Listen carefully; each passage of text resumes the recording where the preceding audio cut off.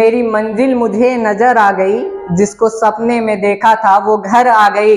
मैं जरा सा किनारे खड़ा क्या हुआ, पाँव छूने यहाँ तक लहर आ गई। तो स्वागत है बच्चों आप सभी का आज की इस वीडियो में। आज की इस वीडियो में हम पढ़ेंगे हेरिडिटी का third part, sex determination in human. मानव में लिंग निर्धारण कैसे होता है, या कैसे, जैसे हम कहते हैं कि जैसे होता ये है बच्चों कि हमारे सोसाइटी में, हमारे समाज में देखा जाए तो अगर किसी भी कपल को, किसी भी पति पत्नी को अगर केवल और केवल लड़कियां ही होती है तो जो ज्यादा ब्लेम किया जाता है वो औरत के ऊपर किया जाता है कि इसके वजह से उनको लड़की पैदा होती है।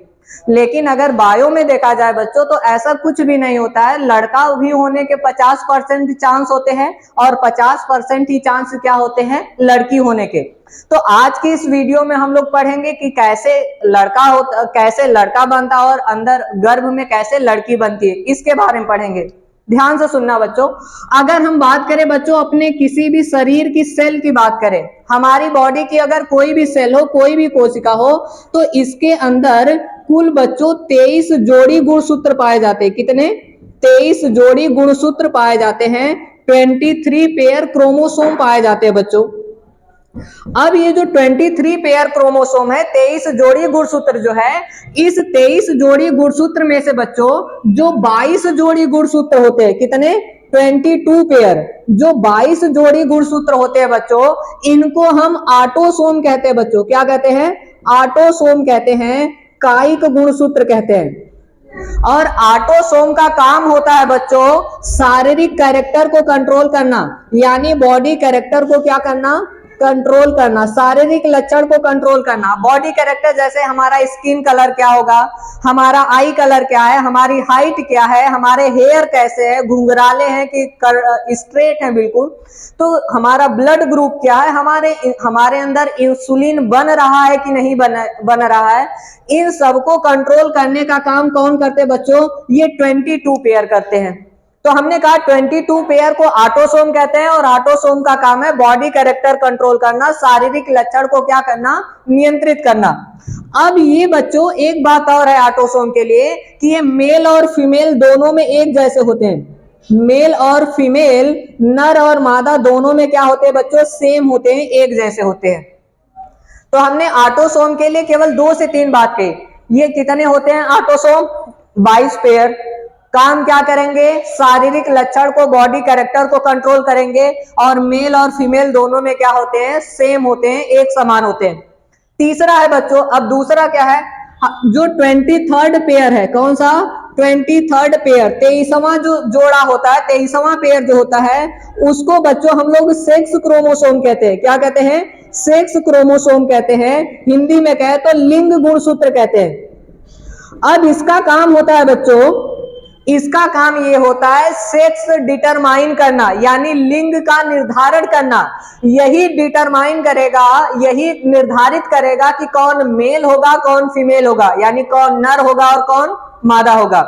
अगर बात करें बच्चों ये मेल और फीमेल में सेक्स क्रोमोसोम की बात करें तो मेल में सेक्स क्रोमोसोम का XY होता है और फीमेल में जो सेक्स क्रोमोसोम होता है बच्चों वो XX होता है। देखना, ऑटोसोम मेल और फीमेल दोनों में क्या थे? एक जैसे थे। लेकिन जो सेक्स क्रोमोसोम है ये मेल और फीमेल में क्या है? अलग अलग है।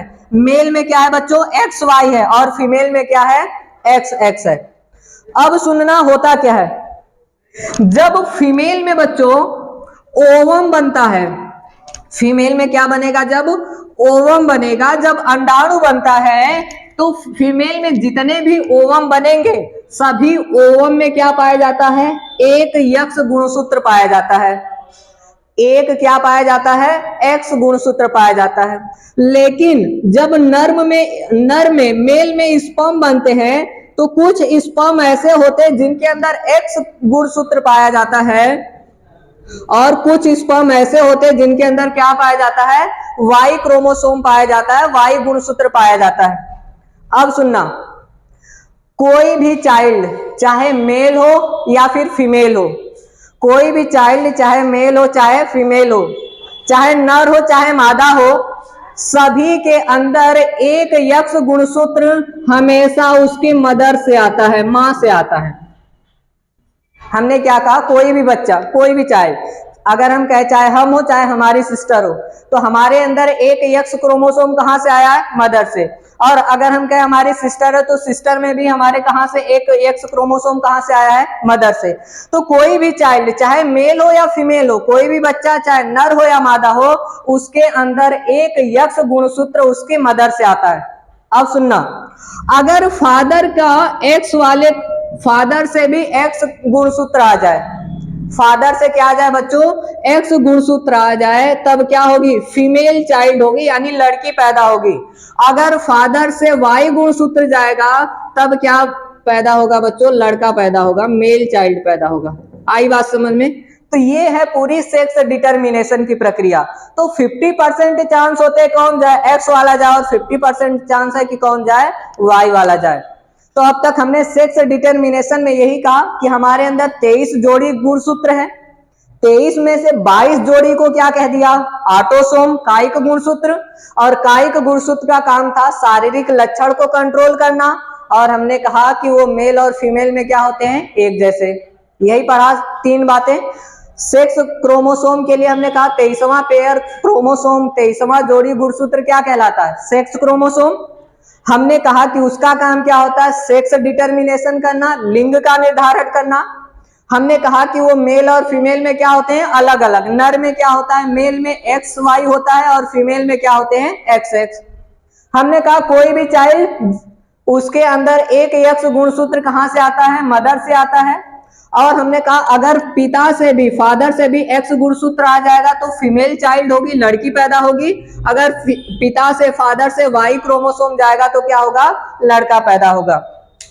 ठीक, तो सेक्स डिटर्मिनेशन इन ह्यूमन। अब इसके बाद बच्चों ये कंप्लीट हो गया सेक्स डिटर्मिनेशन इन ह्यूमन। अब हमको पढ़ना है बच्चों डीएनए और आरएनए के बीच डिफरेंस क्या होता है, डीएनए और आरएनए में अंतर क्या होता है। ध्यान से सुनना, एक तरफ बच्चों हम डीएनए लिखते हैं और एक तरफ क्या लिखते हैं, आरएनए लिखते हैं। अगर डीएनए की बात करें तो डीएनए का पूरा नाम है डीऑक्सी राइबोज शुगर। क्या नाम है, डीऑक्सी राइबोज शुगर। और आरएनए का नाम होता है deoxy ribose nucleic acid. Deoxy ribose nucleic acid DNA का पूरा नाम होता है, और आरएनए का नाम होता है राइबो न्यूक्लिक एसिड। क्या, राइबो न्यूक्लिक एसिड। अब सुनना, डीएनए की बात करें बच्चों तो डीएनए में पाई जाती है डीऑक्सी राइबोज शुगर। कौन सी शुगर पाई जाती है, डीऑक्सी राइबोज शुगर पाई जाती है। और आरएनए की बात करें बच्चों तो आरएनए में राइबोज शुगर पाई जाती, पहला अंतर है। दूसरे डिफरेंस की बात करें बच्चों तो डीएनए में, डीएनए की जो लंबाई होती है वो ज्यादा होती है। अगर ध्यान से सुनना, जैसे ये डीएनए है, इतना बड़ा अगर डीएनए, हमारे डीएनए की जो लंबाई होती है वो 2.2 मीटर होती है बच्चों। कितना होती है, 2.2 मीटर।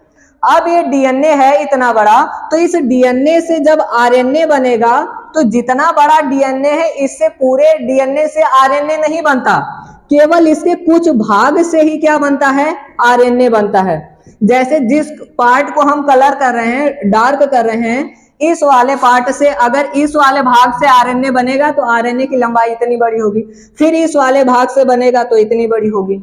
तो डीएनए की लंबाई क्या होती है, ज्यादा होती है, और आरएनए की लंबाई क्या होती है, कम होती है। तो डीएनए क्या होता है, लॉन्गर होता है, ये बड़ा होता है, और ये क्या होता है, छोटा होता है।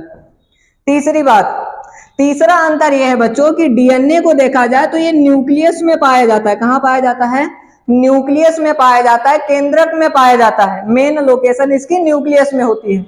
और आरएनए की बात करें बच्चों तो ये साइटोप्लाज्म में पाया जाता है, कोशिका द्रव्य में पाया जाता है। चौथे अंतर की बात करें बच्चों तो डीएनए में कौन कौन से नाइट्रोजनस बेस होते हैं, एडेनिन होता है, ग्वानिन होता है, साइटोसिन होता है, और चौथा बेस होता है थाइमिन। अब सुनना, लेकिन जब आरएनए में आते हैं बच्चों तो आरएनए में ये तीन तो कॉमन होते हैं, एडेनिन, ग्वानिन, साइटोसिन, ये भी पाए जाएंगे। एडिनिन पाया जाएगा, ग्वानिन पाया जाएगा, साइटोसिन भी पाया जाएगा। लेकिन चौथा यहाँ पर जो थायमिन है ना, तो यहाँ पर थायमिन के जगह पर बच्चों यूरेसिल आ जाता है। चौथे आरएनए में क्या आ जाता है? यूरेसिल। तो हम ये कह सकते हैं कि डीएनए में चौथा नाइट्रोजनी क्षार कौन सा होता है? थायमिन। जबकि आरएनए में कौन सा होता है? यूरेसिल होता है। ये 4 हुए। अगर 5वें की बात करें तो जो बच्चों डीएनए है ना, ये एडिनिन, डीएनए में एडिनिन जो होता है, एडिनिन जो होता है ये थायमिन के साथ, किसके साथ बच्चों? थायमिन के साथ डबल हाइड्रोजन बॉन्ड, कितने hydrogen bond? Double hydrogen bond बनाता है।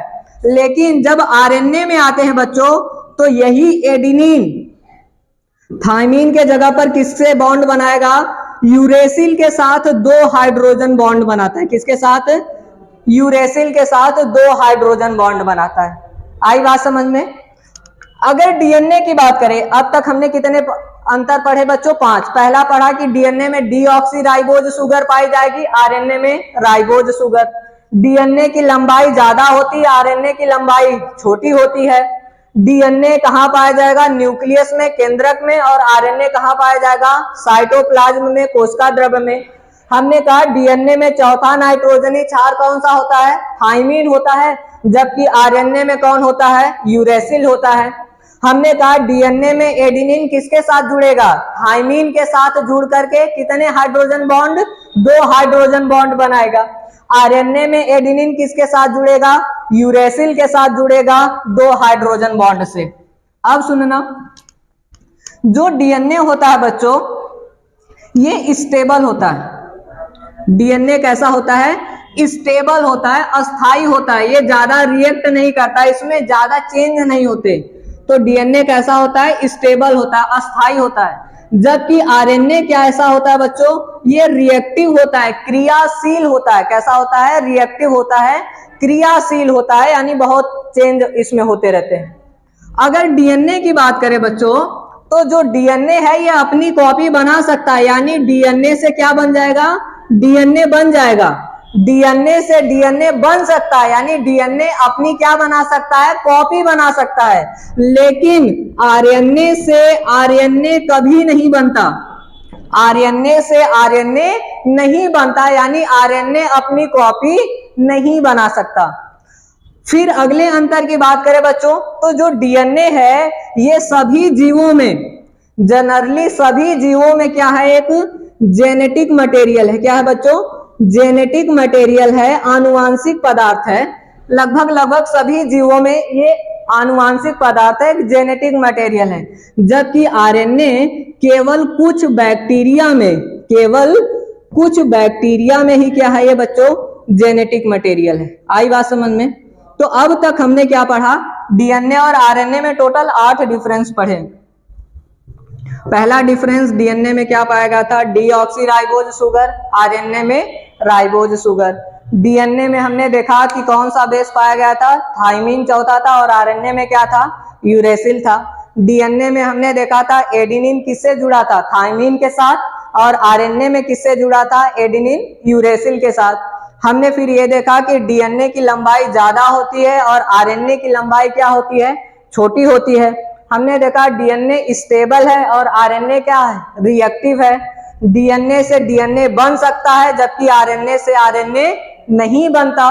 डीएनए सभी जीवों में किस तरह काम करता है? जेनेटिक मटेरियल की तरह काम करता है, आनुवांशिक पदार्थ की तरह। और जबकि आरएनए केवल कुछ बैक्टीरिया में ही क्या करता है? एक जेनेटिक मटेरियल है, आनुवांशिक पदार्थ है। तो आज की इस वीडियो में बच्चों यहीं तक रखते हैं। आज ये पूरा चैप्टर लगभग कंप्लीट हो गया। तो आप सभी का थैंक यू बच्चों।